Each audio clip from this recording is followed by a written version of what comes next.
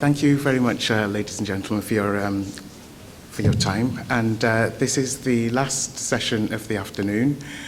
So I hope it will be an interesting one for you, and it will raise a lot of questions. We've heard a lot over the past 2 days, about how us to think about how we can collaborate on a more positive, footing, both here and, at home.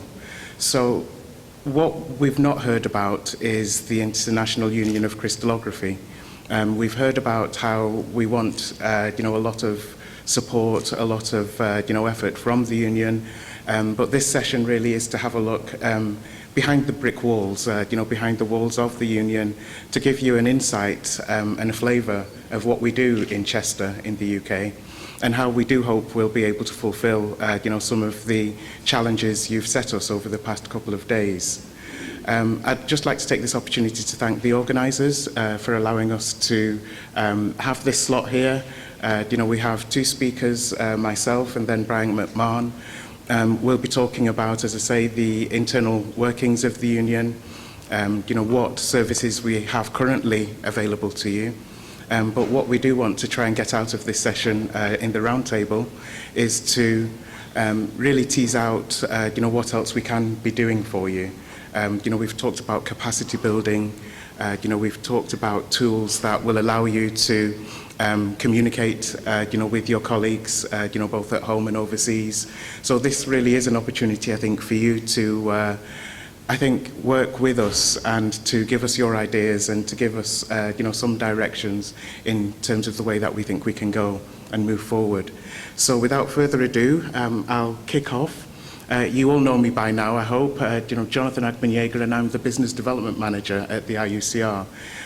This is a new role, and it was a role, I've been with the union now just under 2 years, and it was a role that, was discussed at the one of the executive committee meetings, at the union, and it was a role to really have a look at changing the way that we work. You will have heard a little bit about our journal programme from Professor Hasnain. We're a very atypical scientific union in the fact that we're one of the only scientific unions that has a significant publishing arm. And our publishing arm, is made up of 9 journals, which you already know about, and I'll have a slide there to show you exactly what the covers of these journals look like and some of the developments that we've made there. These 9 journals represent over 90%, about 93% of our income in the union. And that's a huge amount in terms of what we have to be able to do, with that money and how we use that money. It's a case of all our eggs in one basket at the moment. The publishing program, journals publishing program globally is in, I wouldn't say it's in crisis. I think that's too difficult, that's too provocative a phrase, but it's in a very unstable position, I would say. And again, this is something that we'll probably talk a little bit more about during the roundtable discussion. But that 90% of revenue that we work from is under some degree of crisis. Our incomes are not growing; they're stable at the moment, and we do hope that we'll be able to see some increases in the revenue. But what the Executive Committee and Finance Committee decided at the IUCr is that we need to think about other avenues of revenue generation within the union, and hence my role was born. As part of my role, I'm looking not just at new developments, but also looking at what we've currently got, what we are doing well. And we've got a world-class journal programme. We publish 9 journals, peer-reviewed journals, and these journals are our bread and butter. We do want to improve our performance of these journals, and you'll hear 1 or 2 ideas on how we can actually do that during this session. And we'd also look forward to hearing, some of your ideas in how we can, achieve those goals at the same time. The opportunities that we have at the Union are manifold. So I've talked a little bit about the journals. We also have a book program, a thriving book program. We have the international tables. These are all opportunities that we want to address in the coming years and have a look at new volumes for international tables. There's a new volume on powder diffraction coming out towards the end of this year. We're looking at renewing a lot of our other volumes within the international tables, bringing out new editions, making more tools available online, to allow you to access content within international tables. My role is also involved in getting out and meeting you, talking to you, and I hope I've talked to, looking around the room now, I have, I think, achieved one goal in being able to have spoken to a lot of you, here today, and, I hope I'll be able to fulfill some of those promises and keep in touch with you as we leave, this beautiful city of Morocco and Rabat. So I want to encourage, a lot of best practice. So, you'll hear me talk a lot about how we can improve, our journal publishing programs, how we can help authors such as yourself publish in our journals, and how you can feel confident that we're giving you all the information and the tools that you need to be able to publish. So if you do need me, for example, to come and talk at an event, on how to publish in our journals, how to put together a paper that you will be proud of, that you will be confident will be published, then I'm more than happy to do so. I didn't use this session to, talk about the publishing program and how to publish a paper, but do rest assured, if this is an opportunity for you to, communicate a message to your group, then I'm more than happy to come and talk to any group in terms of how to publish a scientific paper. Finally, on this slide, I wanted really just to give you a heads up on who we are and the resources that we have available. We're based in two buildings within Abbey Square in Chester in the UK, which is in the north of, it's Midlands if you were to talk to somebody in Scotland. But if you were, say, coming from London, then we're in the north. So we have two buildings in Abbey Square.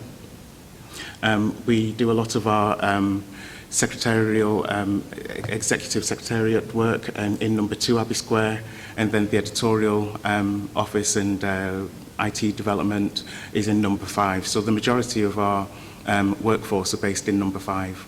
And we have about 24 full-time employees, within the union. So when you consider the amount of outreach you've seen over the past couple of days, the amount of activities that have taken place, within the International Union of Crystallography, you can just imagine just how involved and committed everybody is, within the organisation. We're entering, or we're well within a period of change within the scholarly arena. It's a community of like-minded academics. We're looking at a community who cross barriers, who are actively working in, fields and remote locations. And the publishing program, publishing in general, has had to change, has had to adapt to meet your needs. And we've seen quite a lot over the past couple of days in terms of access to content. And what we're looking at, what we want to try and to do for you is to provide content for you, to provide the content in a format, that will be of use to you. But we can only do that again if, we have the tools available to us to enable those changes. There are a lot of extraneous forces, that are working both for us and against us in this particular climate. And one of those are funding bodies, funding agencies. So anywhere where we're, looking at, sources of, income to support your work, there are claims in terms of how they want to see information, they want to see results on the work that you've actually published. So funding bodies are becoming a little more analytical in terms of, the information that they want from you and from us. And they're looking more closely now at things such as impact factor, journal metrics, H index, various altmetric indices in terms of paper downloads and activity around the papers that you publish. So we need to ensure that we are ticking all the boxes in terms of what funding agencies request from you, and we're working with funding agencies. We're listening to what they say, and we're trying to adapt our business models to ensure that you can continue publishing your work in the journals that you feel you deserve. Research is becoming more digital. We're seeing now that all our journals now are online.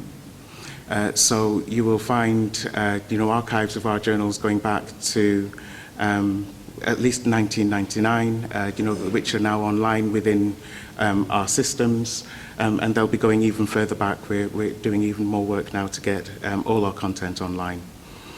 So the way that you access the content is changing. We again need to ensure that you get the right access to the content, and this again changes the way in which you purchase the content.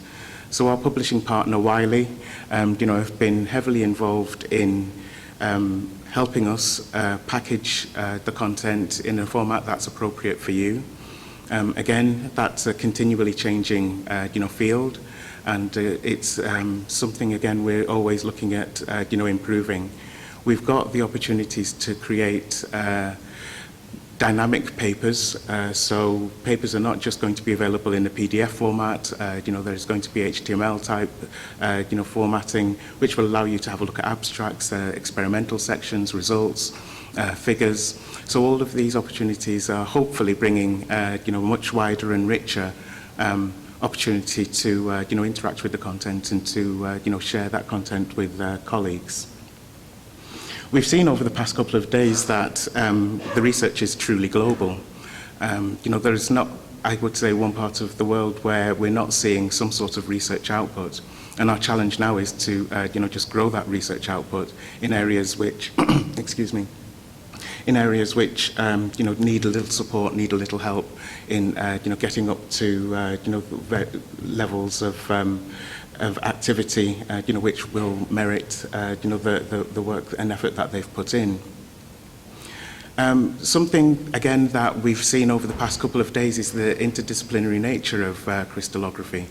It's a pure science in itself, but then also there are physicists, chemists, biologists, material scientists coming into the field. I'm a chemist by trade, and I remember various seminars where we did have crystallography within that within my training. So it's there. People are using it more now, and our challenge at the IUCr is to really try and embrace as many non-crystallographers as we possibly can, into a science that is so rich in data and information. So a lot of my responsibility again will be thinking about how we can reach out to wider audiences, looking at the content that we couldn't currently publish, and then packaging that in a way that it makes sense to a biologist, that it makes sense to a chemist. And in that way, I'm sure we'll have a much richer opportunity platform for discussion and communication. I talked a little bit about the journals that we publish. These are the 9 journals. We'll hear a little bit more about them in our next presentation. And just to say at this stage that we've spent quite a considerable amount of time in updating the style and format of our journals. These are the new covers. There's new cover design, the articles have been changed, the articles have been improved, and so the new style is, I hope, as I mentioned earlier, a little more interactive. You can do a lot more with the articles themselves, and around here you'll be able to see some metrics in terms of how important or how many times a paper has been downloaded, how many times it's been downloaded, how many times it's been viewed. So this sort of information is becoming more and more critical, I think, for researchers.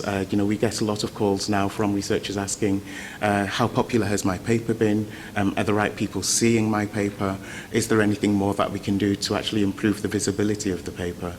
So there are a variety of tools in this particular area here that we'll hear a little bit more about in Brian's presentation that give you the sort of information that you'll be looking for within your research article. I talked a little bit about the metrics, and here you can see on the paper's publication there's a slight jump. Around this stage, it's where it's been indexed, and we've been doing a little bit of work in terms of promoting the article, and then you see this nice gradual growth in terms of activity around either people reading the paper or downloading the paper. All of these metrics, in terms of how many times it's been cited, how many times it's been picked up on Twitter, how many times it's been picked up on Facebook or LinkedIn, are all recorded within some altmetric statistics here. And if you're not familiar with these, I'd encourage you to go and have a look at them. And if you do have any questions, then just come back to me. We capture from day one all of the activity in terms of downloads around the paper, so you can see at any glance how many times it's been viewed, how many times it's been accessed, how many times it's been cited. The journal's homepage will look something like this. Again, these are the 9 journals that we publish. There's information here that we'll probably look at changing at the moment. This is information on key meetings that are coming up. And here we've got a selection of papers, from each of the journals. So there's a tab there that talks about the most downloaded articles. There's a tab there that talks about the most recent articles, and then the most highly cited. So we can adapt this to your needs. If we get the sort of feedback that merits a change, then we can quite easily look at updating those particular areas. And finally, in this particular section, this is what the actual journal page might look like. So we've got aims and scopes at the top here. We've got a brief description of what the journal will cover. And then we've got some interesting, activity around the journal. It may be a highlight article. In this particular case, it's a video taken from the Mars exploration study, where there was some quite nice crystallographic work done, in the Mars rover. So that's a great video that I would recommend anybody watching. We have activities around here, in terms of how you can promote your own work, and I'll be coming on to that in some later slides. So moving swiftly on, I just want to talk for a few minutes about the World Directory of Crystallographers.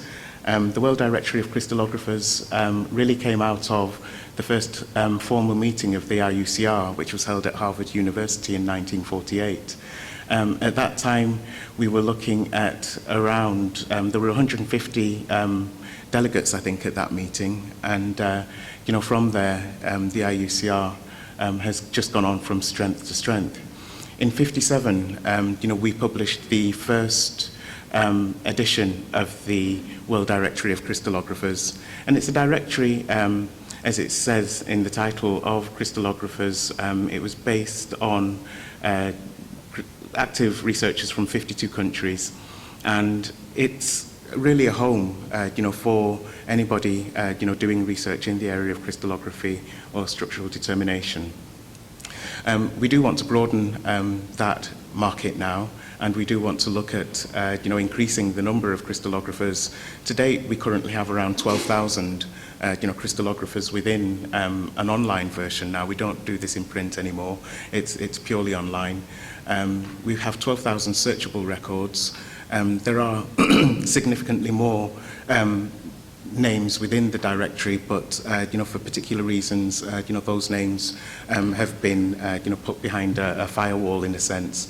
These people are either reviewers of our journals, or maybe other activities within the union. So we've got a very strong database of crystallographers. As I say, we do want to look at how we can actually grow this. And I think, my message to you, if you're not already a member of the World Directory, the first thing you do when you get back to your desks next week is to, sign up to the World Directory. We welcome anybody, who is working in this field, who's looking at structure determination, who is a crystallographer or who even isn't. And it's an opportunity for you to, keep in touch with the union, to share your expertise, to share your, feelings about what we can do. And it will certainly be a place, for you to come together and to communicate. So in the last few slides, I do quickly just want to talk about a piece of research, that our publishing partners, Wiley, undertook. And this is quite crucial, I think, to, how the World Directory may continue and how it may develop. And the research actually is the largest piece of research that we know about in terms of looking at how people appreciate the value and the services that scholarly organisations such as ourselves can offer. So I think it's very pertinent to the discussions we've had over the past couple of days in terms of how we can improve our model to you, and the sorts of things that then you can think about coming to us and saying, hey, can you do this, can you do that, what about this? So this research targeted 14,000 researchers globally and asked a variety of questions.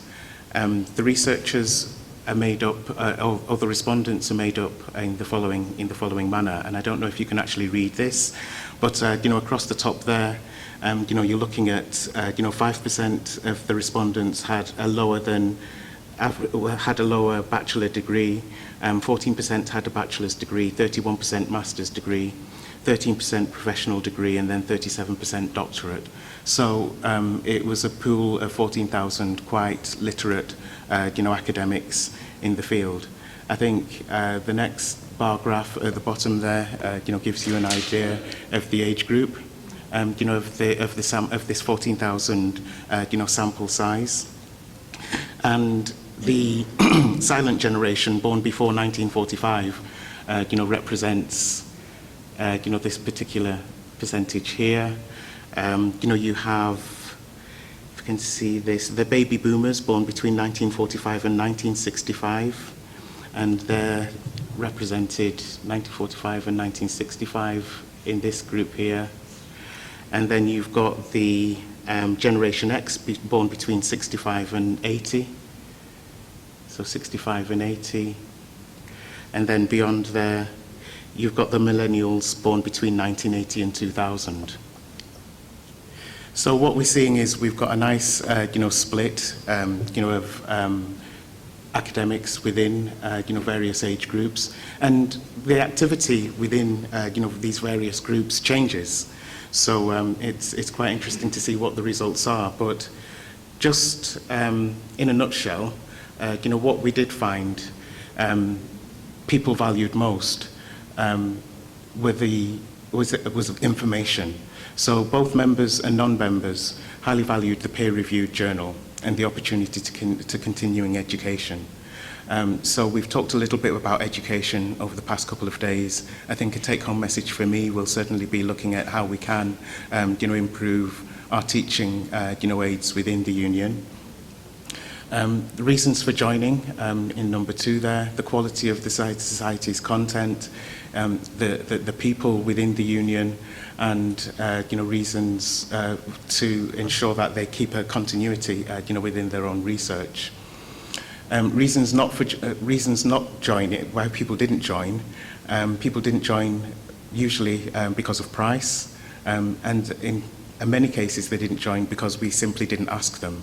So again, a very simple message there for us in terms of how we go away and promote ourselves, how we go away and be a bit more positive in terms of why we want people to join and engage with the union. Satisfaction and engagement, has always been quite a high, element in terms of, signing up and, working with unions and societies. So, this is something that we'll certainly want to, ensure we continue. Country of residence, this just gives you a very quick idea as to, the breakdown of participants, within the event. So North America there, 27%. Within Africa, that's 6%, so that's quite low. and we're going to, while we are continuing with this research, so we will be looking at the African continent to try and get a better representation from there. Branching question is basically, are you a member of a union at the moment or society or not? And then from there, excuse me, we were able to have a look at some of the top reasons why individuals would join a union.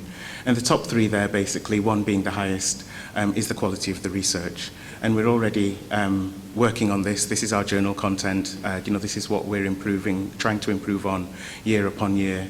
And in June this year, we'll have a meeting of as many of our main editors as possible in the UK, in Chester, where we will talk about how we can improve on the process of publishing these journals, how we can improve on content, how we can improve on getting that material to you.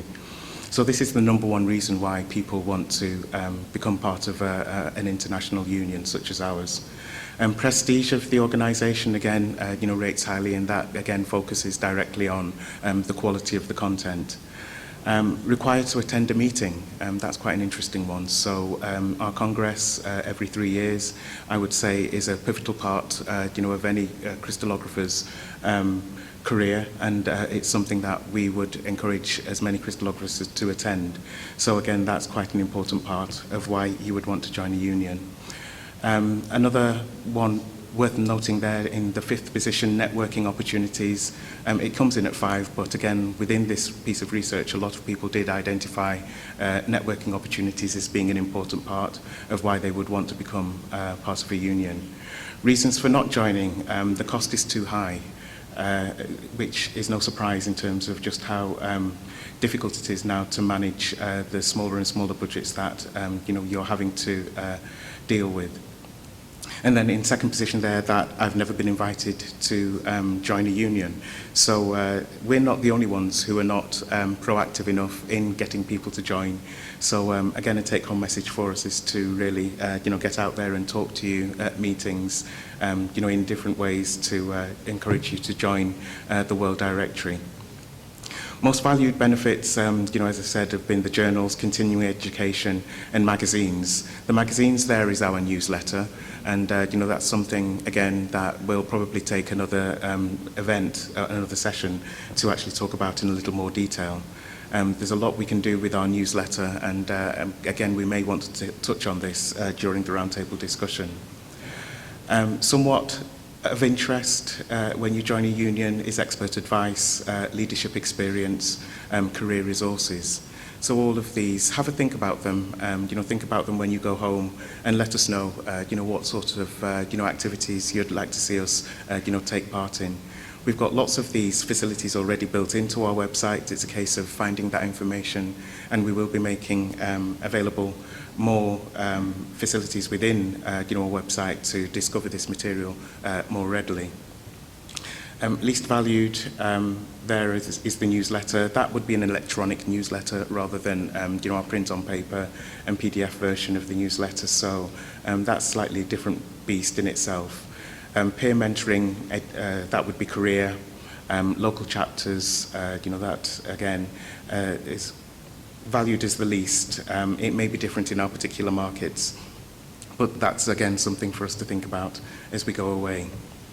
In the final part of my presentation, I just want to very quickly talk to you about how we can actually improve our communication within articles that we publish.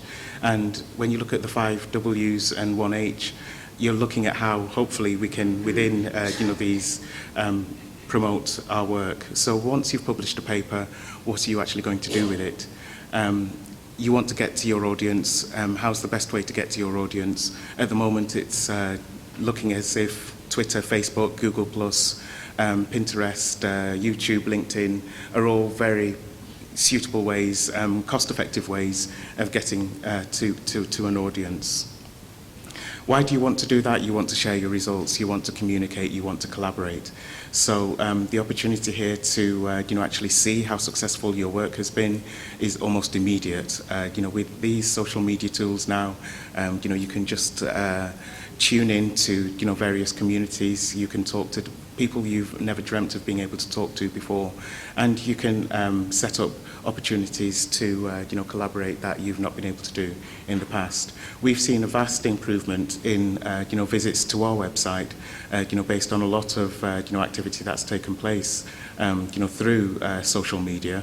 And 2013, in a typical month, we saw 45,000 unique visits. That's shot up to 71,000 in 2015. And we're seeing an incremental growth on that, month on month. So the opportunities are there.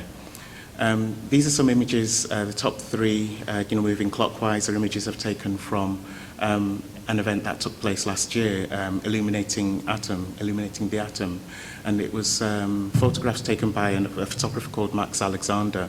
And he had various installations around the UK and Europe, where he's just shown everyday crystallographers in their everyday setting. And I think it was a great photography exhibition, and it was used, I think, in a very positive way in public installations to show the general public just how crystallography can touch all our lives. So we're real people, we all talk the same language, and it's a case of how we can actually develop that collaborative link. What are we sharing? We're sharing all sorts of news. So, this is a Twitter feed, a tweet that I've just pulled there from Jenny, who's talking about an event this very afternoon. So you can just see how immediate, this is. What you can't see at the bottom there is, 4 people have already seen, this tweet and have retweeted it within their own networks. So it's like a snowball. It really does, gather a lot of momentum as these tweets are shared, within the community. So I'd encourage you all, if you're not already on Twitter, to have a look, to just give it a try. And again, if you do need any training on that, it's something that the union are more than willing and happy to provide for you. On the right there is another example of a tweet, from Mike Glazer, our Vice President, who tweeted a paper that has recently been published, and you've got a direct link to the paper. You've also got the opportunity to share it within a community, which is used there as there's a crystallography community, which is based around a hashtag. When do you tweet? When do you talk about this? It's up to you. Experiment. Just use every opportunity you have available to, share the work that you've done, and you'll be surprised with the results. We have a variety of tools available at the IUCr that can help you promote your work. And again, we'll be presenting you with more information on this on these tools as time develops. But we've got pages on the website, and again within our newsletter, within e-news alerts, we'll be informing you of what is available there. So I'm just rattling through these last slides now. Do take a look at a typical journal homepage. All the information in terms of how to submit an article, what the peer review process actually entails, and how you can gain support and use various tools within the union are all available there. So we'll hopefully touch on some of these during the roundtable discussion, but for the moment, I'll end there and hand over to Brian McMahon, who'll tell us a little bit more about what the union are doing. So thank you.